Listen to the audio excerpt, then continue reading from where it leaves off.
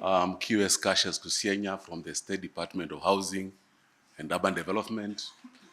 I'm here to represent PS Charles Hinga, who was unable to make it for this event on account of some other commitments that came up, and therefore he asked me to come and represent him.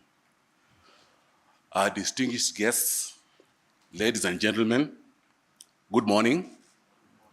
It's my great honor and privilege to address this African REIT Conference 2026 as chief guest.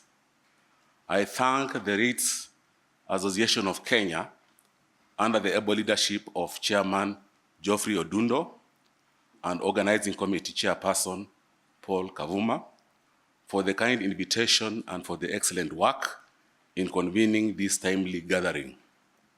I also salute the Capital Markets Authority, the Nairobi Securities Exchange, and all our partners from across the continent and the globe for joining us here in Naivasha.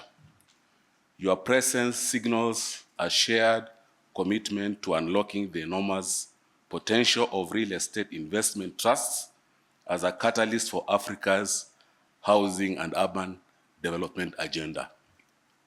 The theme of this conference, that is transforming Africa's REITs landscape through policy innovation, market transparency, and global alignment, could not be more relevant. Across our continent, rapid urbanization, a growing middle class, and the urgent need for affordable, sustainable housing are creating an unprecedented demand for long-term capital. REITs offer a proven, transparent, and efficient mechanism to channel domestic and international investment into real estate while delivering attractive, predictable returns to the pension funds, insurance companies, and individual investors. In Kenya, we have placed affordable housing at the center of our economic transformation agenda. Just to let you know, in this current financial year, the government's total budget is around 4 trillion Kenya shillings.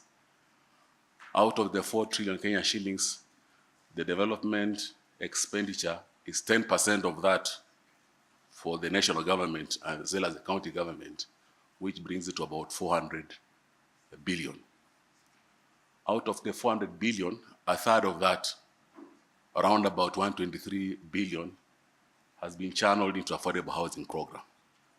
So you can appreciate the role that the program is playing in terms of its contribution to the gross domestic product of our economy. Through the affordable housing program, we are delivering integrated human settlement that go beyond four walls and a roof. We are building complete communities with schools, health facilities, markets, and green spaces. Precisely the kind of developments that REITs are uniquely positioned to finance and to scale. Our experience has taught us that policy innovation is the foundation of success. The Affordable Housing Act 2024 has provided the legal clarity and the institutional framework we needed.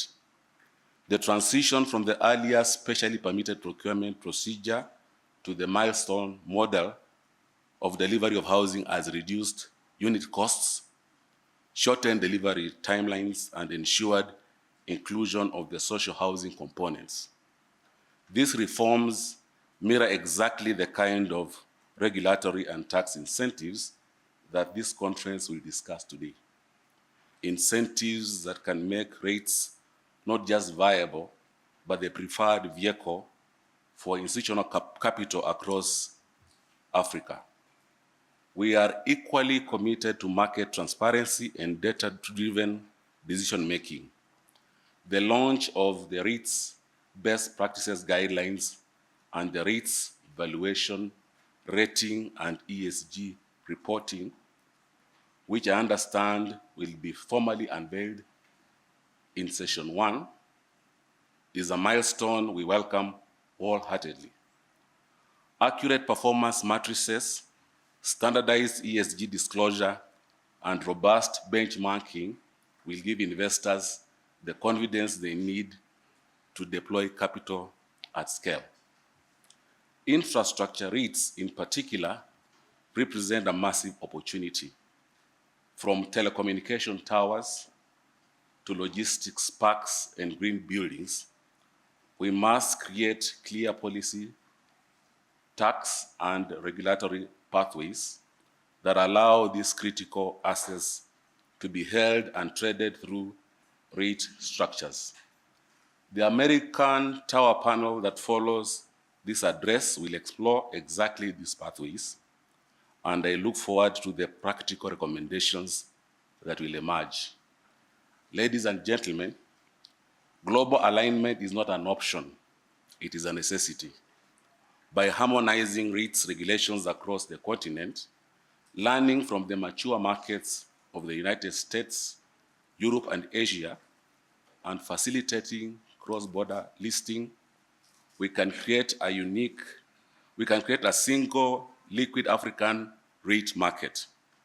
The presentations on cross-border listings tomorrow and the discussions on institutional capital and risk mitigation today will chart the way forward. Let me be clear on the government of Kenya's position.